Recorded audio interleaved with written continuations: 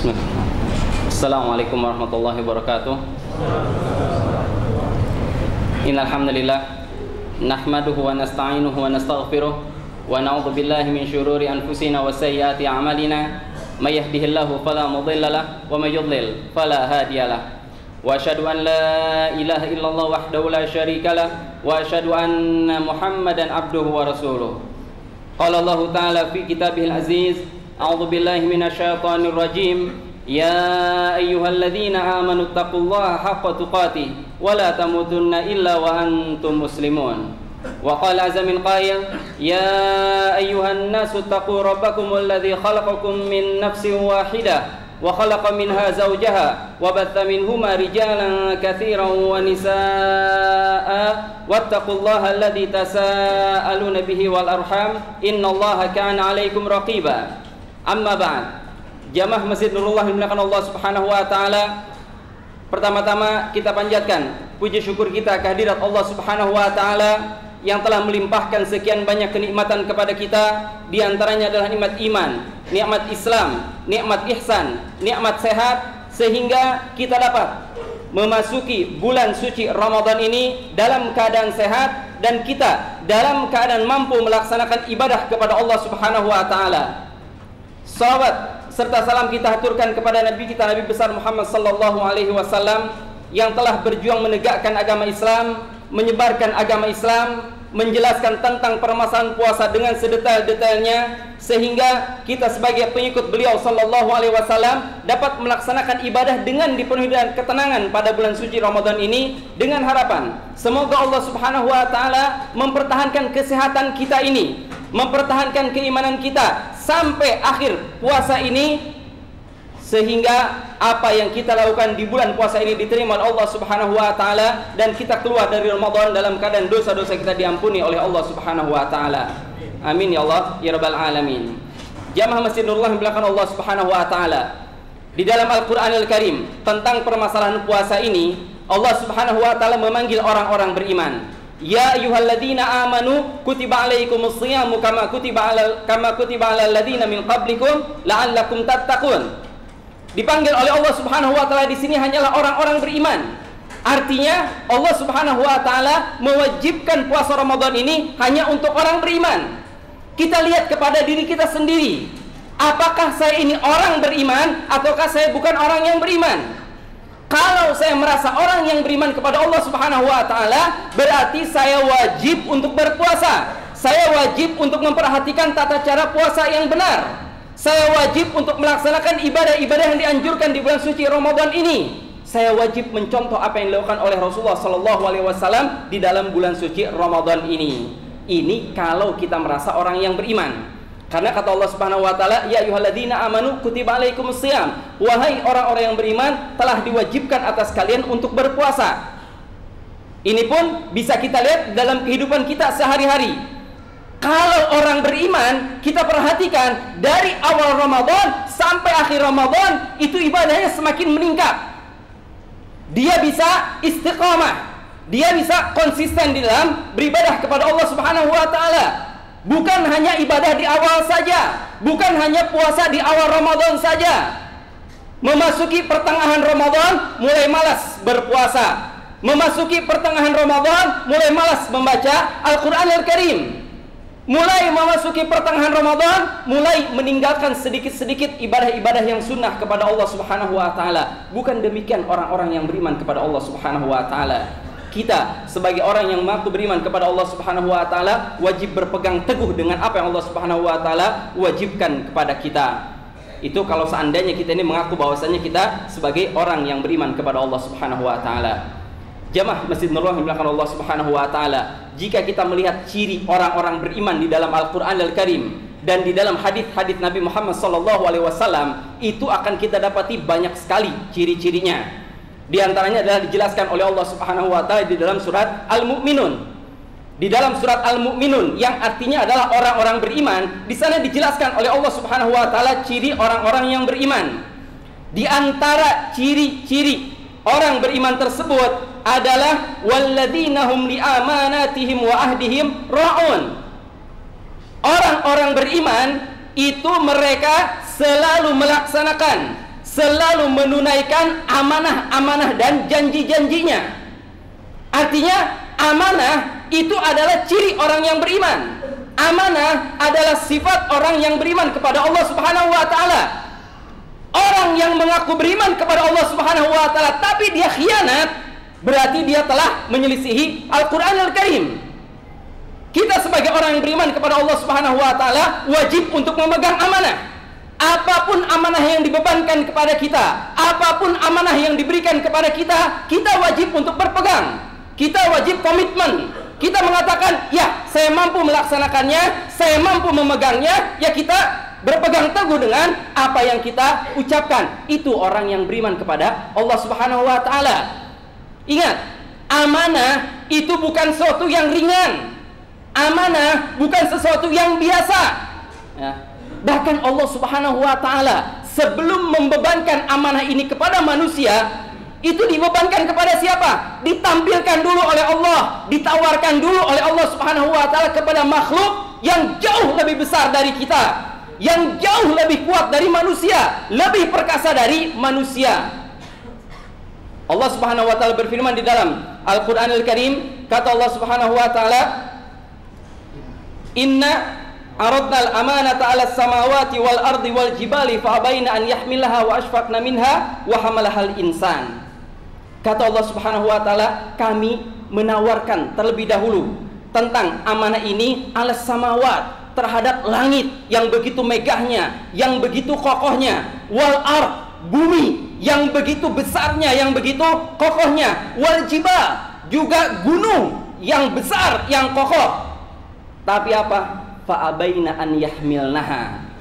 Mereka menolak untuk menerimanya. Wa ashfaqna minha. Mereka memberikan alasan karena mereka khawatir tidak bisa memegang amanah tersebut. Wa hamalahal insan. Kemudian dipikul amanah tersebut oleh manusia. Kata Allah Subhanahu wa taala, innahu kana zaluman jahula.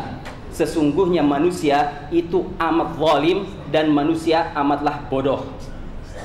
Nah, jadi amanah ini jamaah yang dimuliakan Allah Subhanahu wa taala sebelum diberikan kepada manusia, dipikulkan kepada manusia, itu pertama-tama ditawarkan kepada makhluk-makhluk yang lebih besar dari kita, yang lebih kuat dari kita, tapi semuanya menolak.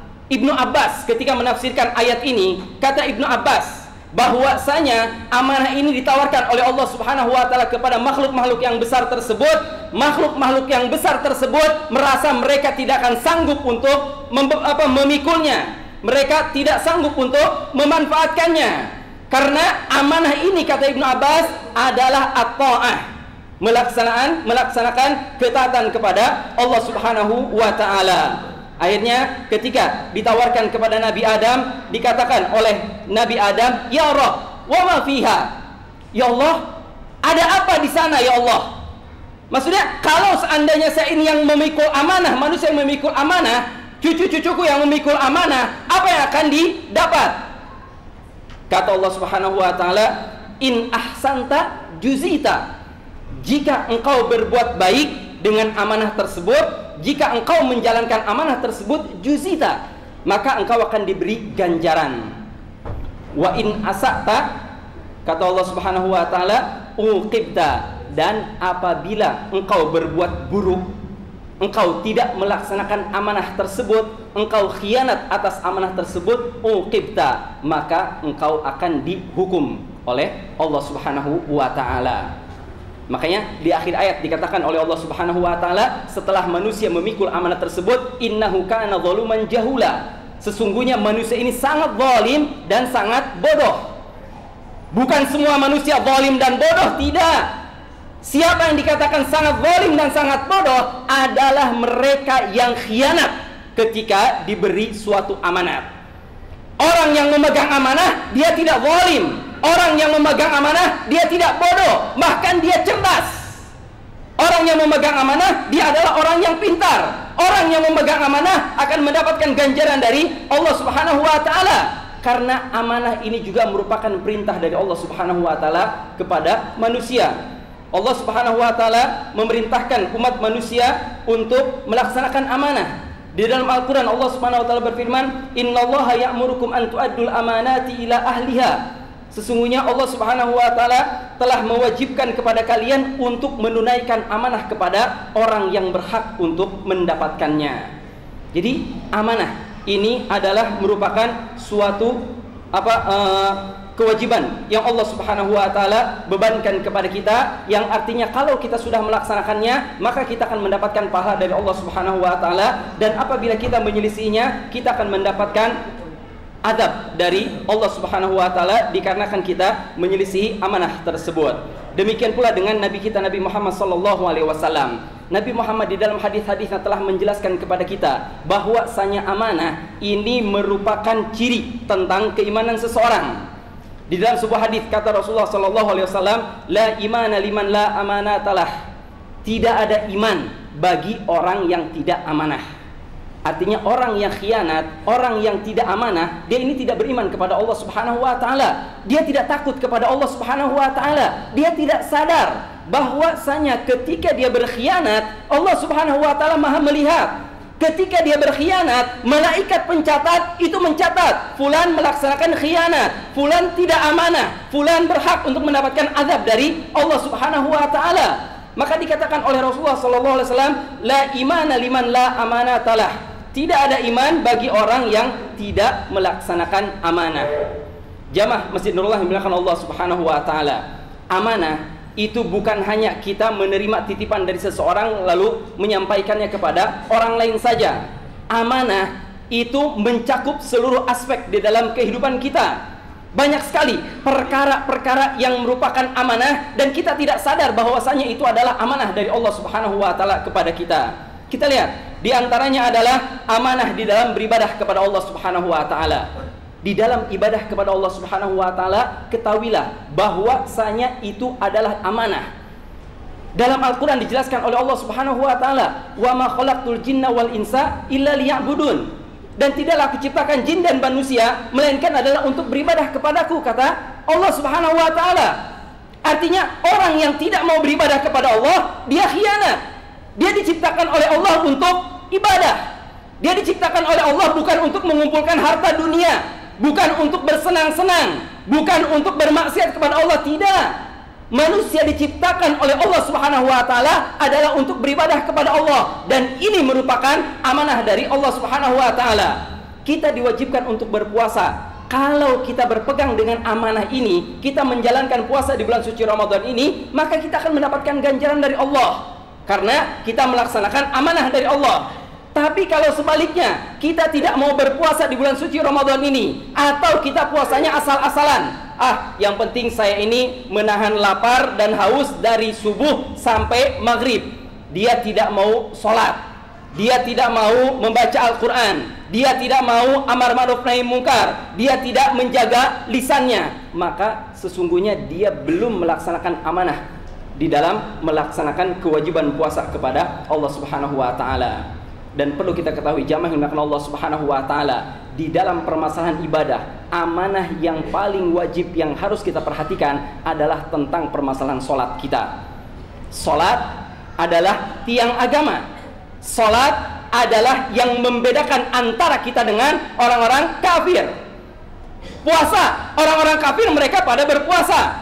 Ingat, dalam Al-Quran tentang permasalahan puasa kata Allah Subhanahu wa Ta'ala, wahai orang-orang beriman, sesungguhnya telah diwajibkan kepada kalian untuk berpuasa sebagaimana diwajibkan atas umat-umat sebelum kalian. Artinya tidak ada satu umat pun kecuali sudah diwajibkan oleh Allah Subhanahu wa Ta'ala untuk berpuasa. Orang-orang Nasrani itu merupakan agama Allah yang Allah turunkan sebelum agama Islam, diwajibkan kepada mereka untuk berpuasa. Agama Yahudi sama diwajibkan oleh Allah Subhanahu wa Ta'ala kepada mereka untuk berpuasa. Tidak ada satu agama pun yang Allah Subhanahu wa Ta'ala turunkan kecuali mereka diwajibkan untuk berpuasa. Dari zaman Nabi Nuh alaihissalam sampai nabi-nabi setelahnya, sampai kepada Nabi Muhammad sallallahu alaihi wasallam, seluruh nabi mewajibkan umatnya untuk berpuasa. Tapi sholat inilah yang membedakan antara kita dengan orang-orang kafir. Orang-orang Islam kita lihat ketika masuk waktu sholat, mereka sholat 5 waktu dalam 1 hari 1 malam. Orang-orang yang melangkahkan kaki menuju rumah Allah Subhanahu wa taala itu hanyalah orang-orang Islam. Ini yang membedakan. Makanya tatkala Nabi Muhammad SAW duduk bersama para sahabatnya, ya, kata Abdullah bin Amr, ketika Nabi Muhammad SAW duduk bersama para sahabatnya, Nabi Muhammad teringat tentang permasalahan sholat. Nabi Muhammad berbicara tentang permasalahan sholat sampai kepada sabda beliau SAW, "Waman yuhafidhu 'alaiha." Ya, kata Nabi Muhammad SAW, "Man hafadha 'alaiha kanat lahu nuran wa burhanan wa najatan yaumal qiyamah." Barang siapa yang menjaga sholatnya. Maksud menjaga sholat, dia memperhatikan rukun-rukun sholat, dia memperhatikan kewajiban-kewajiban sholat, dia memperhatikan sunnah-sunnah sholat, kemudian dia sholat melaksanakannya pada waktunya, dia tidak pernah meninggalkan sholat sedikit pun. Man hafadha 'alaiha, barang siapa yang menjaga sholat tersebut, maka sholat tersebut akan menjadi cahaya, petunjuk dan penyelamat baginya pada hari kiamat kelak. Sholat, ya, tidak dikatakan ibadah yang lain oleh Rasulullah SAW. Salat yang dikatakan oleh Rasulullah SAW akan menjadi cahaya, akan menjadi petunjuk dan juga akan menjadi penyelamat baginya pada hari kiamat kelak. Wa man lam yuhafiz 'alaiha, dan barang siapa yang tidak menjaga salatnya. Artinya terkadang dia sholat, terkadang dia meninggalkan sholat. Dia sholat dipenuhi dengan khayalan. Dia sholat tidak pernah khusyuk di dalam sholatnya. Dia sholat tidak pernah memperhatikan bacaan imam. Sholatnya sangat lalai sekali. Kata Rasulullah SAW, orang yang tidak menjaga sholat, lam yakun lahu nur, wala burhan, wala najah. Pada hari kiamat, dia tidak akan mendapatkan cahaya. Ketika orang membutuhkan cahaya, dia tidak memiliki cahaya. Tidak juga memiliki petunjuk. Dan tidak juga memiliki penyelamat pada hari kiamat kelak. Bahkan kata Rasulullah SAW, orang yang tidak menjaga sholatnya pada hari kiamat akan digabungkan bersama Qarun, bersama Fir'aun, bersama Haman, bersama pemimpin munafik Ubay bin Khalaf. Pemimpin kafir besar yang tempat mereka sudah pasti di dalam neraka jahanam. Nah, kata Rasulullah SAW, orang yang tidak menjaga sholatnya, dia akan digabungkan bersama orang-orang tersebut di neraka jahanam kelak. Na'udzubillah min dzalik. Oleh karena itu, jamaah yang dimuliakan Allah Subhanahu wa taala, hendaklah kita ini benar-benar memperhatikan ibadah itu merupakan amanah dari Allah Subhanahu wa taala kepada kita. Allah Subhanahu wa taala memberikan sekian banyak kenikmatan kepada kita. Allah Subhanahu wa taala memberikan nafas kepada kita dengan cuma-cuma. Gratis kita ini diberi nafas oksigen oleh Allah Subhanahu wa taala. Kalau seandainya kemampuan bernafas kita dicabut oleh Allah Subhanahu wa taala, kita harus membeli oksigen, berapa banyak uang yang harus kita keluarkan setiap harinya, setiap bulannya, setiap tahunnya agar kita bisa bernafas dengan enak. Diberi kita ini oleh Allah Subhanahu wa taala kenikmatan. Kita dijadikan manusia yang dapat tumbuh oleh Allah Subhanahu wa taala dalam keadaan sehat, dalam keadaan akal sehat. Kita dalam keadaan bisa melihat, dalam keadaan bisa mendengar. Ini adalah kenikmatan dari Allah Subhanahu wa taala, kenikmatan yang tidak akan bisa kita hitung sedikit pun di dalam kehidupan kita ini. Nah, Allah Subhanahu wa taala membebankan kepada kita, memberi amanah kepada kita untuk beribadah kepada Allah Subhanahu wa taala, maka hendaklah kita benar-benar memperhatikan ibadah kepada Allah Subhanahu wa taala, karena ini merupakan amanah. Kemudian juga termasuk amanah, kita ini diberikan oleh Allah Subhanahu wa taala anggota tubuh. Kita punya tangan, kita punya mata, kita punya wajah, kita punya hidung, punya mulut, punya kaki. Seluruh anggota tubuh ini adalah amanah dari Allah Subhanahu wa taala kepada kita. Kita diperintahkan oleh Allah Subhanahu wa taala untuk menjaganya. Bukan artinya dengan menjaga anggota tubuh ini, wah berarti kita harus menggunakan make up, kita harus menggunakan bedak, wah berarti kita harus olahraga fitness agar tubuh ini menjadi besar. Bukan. Ya, yang diinginkan oleh Allah Subhanahu wa taala adalah kita menjaga tubuh ini jangan sampai melakukan sesuatu yang dimurkai oleh Allah Subhanahu wa taala. Kalau kita ini melakukan sesuatu yang dimurkai oleh Allah Subhanahu wa taala, maka kita berhak untuk mendapatkan azab dari Allah Subhanahu wa taala. Yang mana kalau kita ini diazab oleh Allah Subhanahu wa taala, maka seluruh anggota tubuh kita akan merasakan sakit. Kita jangan mengatakan seseorang, oh fulan ini sakit karena salah makan, oh fulan sakit karena makan terlalu banyak, oh fulan sakit karena ini karena itu. Bukan.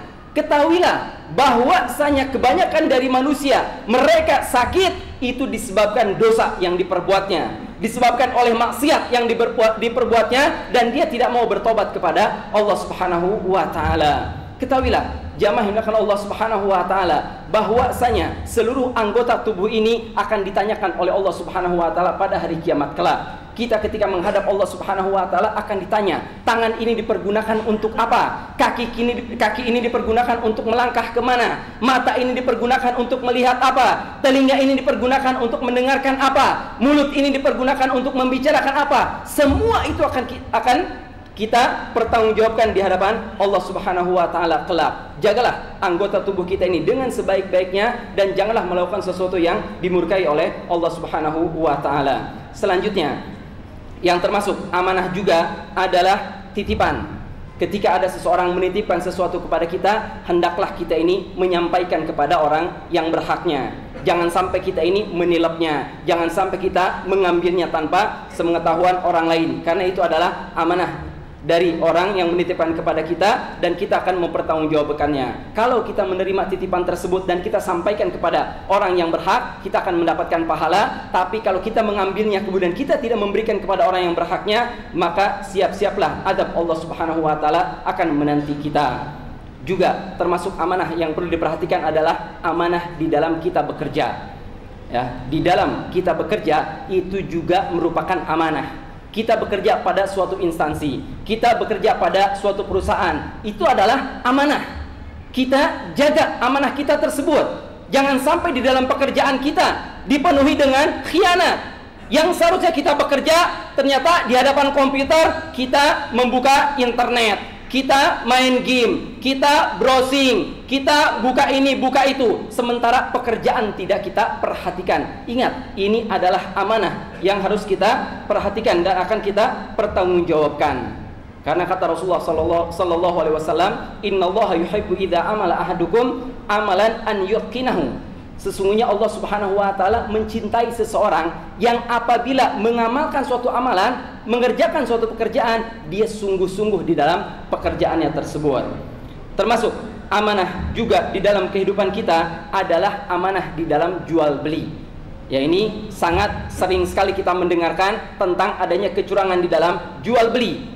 Orang berusaha memperindah barang yang jelek dengan omongannya, diperindah seolah-olah barang ini adalah barang yang bagus, diperindah seolah-olah ini adalah barang yang baik, padahal barang tersebut jelek, padahal barang tersebut ada rusaknya, padahal barang tersebut ada cacatnya. Seorang yang beriman kepada Allah Subhanahu wa taala, ketika dia berjual beli, dia akan menjelaskan, ini barang bagus tapi ada cacatnya. Dijelaskan apa cacatnya.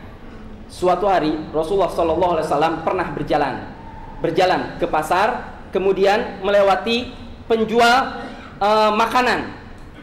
Lalu Nabi Muhammad SAW memasukkan jarinya ke dalam makanan tersebut.